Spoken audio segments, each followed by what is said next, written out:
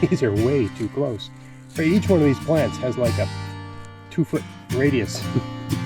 Right, so I'm gonna have to remove, I don't know, 75% or more. The vast majority of these plants have to be plucked out and moved. Hey, it's Greg here with MaritimeGardening.com, and I'm just out here in the evening having a look around the garden, making plans for the next few days, because according to the forecast it's going to rain. It's like Tuesday today, and it's going to rain all the rest of the week. So this is a good time to move plants because they're not going to be under that much stress, right? Ideally, you want to move plants when you've got rainy, overcast days up ahead, because the sun's not going to be too intense and there's going to be lots of water in the soil. So what I want to do is show you kind of where my thought process. I'm not going to be doing it today because there's too many flies. I'm going to start doing it tomorrow morning, very early in the morning.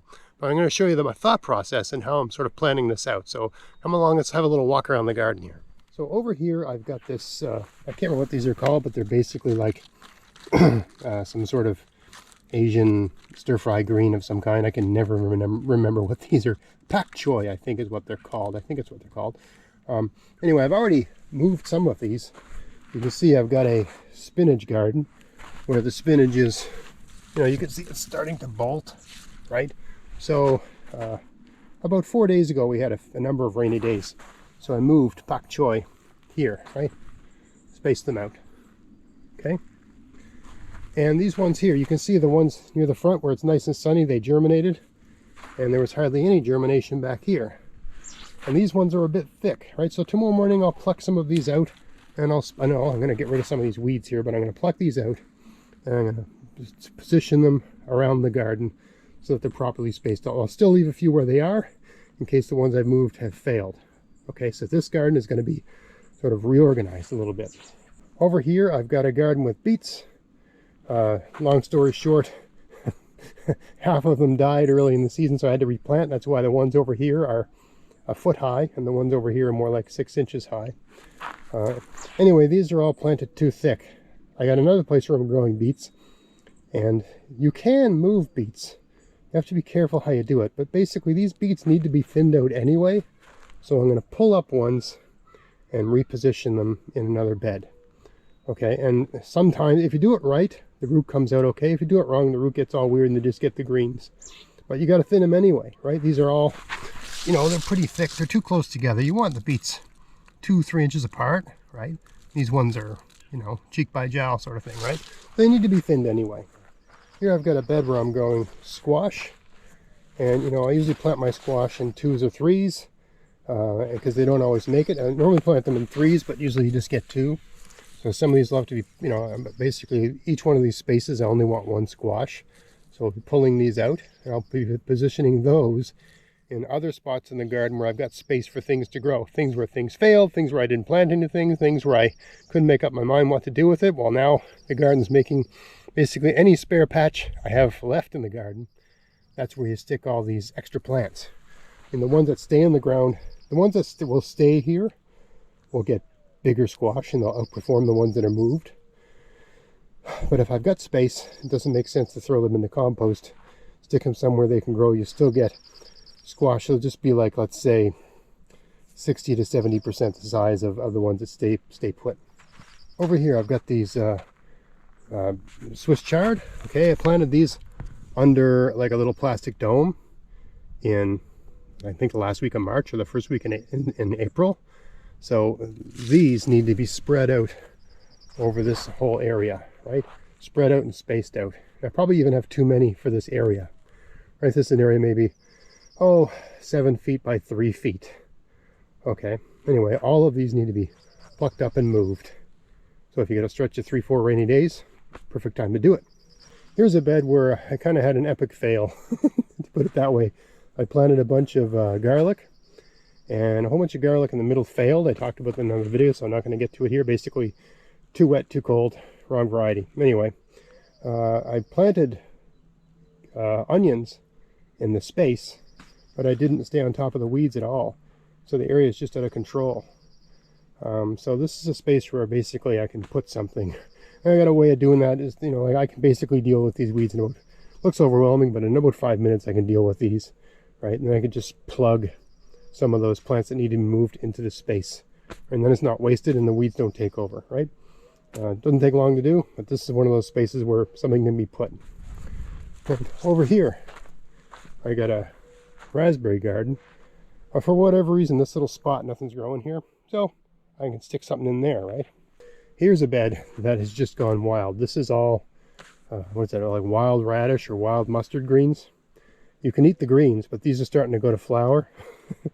And this is just out of control here, right? So this whole garden needs to be straightened out and dealt with. This is a perfect place to move some of those excess plants to. Over here, I've got a kale garden. There's spinach down the middle, but got kale on the sides. All this kale is planted too close together. I mean, I seed heavily because there's pest damage and stuff like that, but now everything's growing really well, and there's basically way too much kale. You want the kale like 18, each plant 18 inches apart, right? So I have to do some serious thinning here, right? So some of these will be just eliminated, right? But some of them can be moved and put in other places. So this is another thing I'm going to do. A good place to put kale that you're thinning is in a garlic garden like this. Okay, so I've got a fantastic garlic garden here. Now, when you plant the kale, it's not going to grow that much because the garlic's eating up a lot of the light, right? But the garlic will all be out of here in early August. So the kale will have some of August, all of September, right? The kale do a lot of growing in September and even in October sometimes, right? So if I move them now, they'll spend, you know, they'll grow, their roots will get set up and they'll grow in July, right? It's getting close to the end of June now. But once I've removed the garlic out of here, this will be getting all the sun, right? There will be nothing casting shade on the kale. It'll be well rooted, it'll be well set up, and it'll just start to grow like crazy. So I can get, you know, a whole nother bed of kale as a fall crop, right? That time of year. Any garlic bed is a good place to put something that you know will grow aggressively in the fall. And for that matter, you can put squash in a garlic garden as well, right? Because it might grow a bit slowly, but squash puts on a lot of growth in September, right? So all this garlic, this will all be removed at some point in August. And so whatever's growing will be getting all the sun. Here I've got a nice bed of collard greens. But if you know anything about collard greens, these are way too close. Right, each one of these plants has like a 2-foot radius. Right, so I'm going to have to remove, I don't know, 75% or more.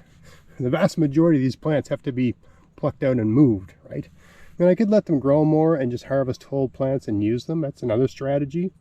But if there's another space, like in with garlic or some other part of the garden, right? There's another space I can put these. It makes sense to put them there, right? These are great plants to move, and if you got a string of 4 rainy days, good time to do it. Here's another garlic bed, nice sunny spot. I mean, it's around 7:30 at night now. It's getting this thing basically gets sun all day. This would be a great place to move some of those plants too. I'm just showing you some of the places things are going to go. Another garlic bed here, another great place to move things to, right? For kind of like a fall crop, right? Because these will be basically gone by then. All right, so just a little insight into the mind of a gardener. We got like 4 or 5 or 6 or something like that rainy days in the row coming up, and a lot of people would think of that as lousy, but it's an incredible opportunity. And a lot of the great results you see in my garden in July and the August garden tours, they're the results of all this jockeying, repositioning, and moving things around. I always wait for a time in late June or early July where you have a string of days like this. There's ways you can move plants without rain, but when you've got rain, get up early, get out there, put the raincoat on. You can just do, it's just so much easier to move plants when you've got rainy, overcast days because it's cooler and you've got rain and the sun isn't so intense. Any plant that can be moved, that's when to move it. So for me, it's a gift. Aside from just the whole garden getting watered really well, right? It's also when you want to get all your mulch on, if you haven't gotten anything mulched, or if you still have beds that need to be mulched because the soil is going to be taking on all that water, the mulch will be taking on that water. You're basically like charging everything up with water, right? So you can get a lot It's a time of activity, it's a time of excitement, it's a time to get a lot of things done. So anyway, I'll just take you around and show you that. That's where my mind is this evening. Hope you found that interesting. If you did, please like, share, subscribe. Until next time, get out there, get at it, have fun in your garden. Thanks for watching.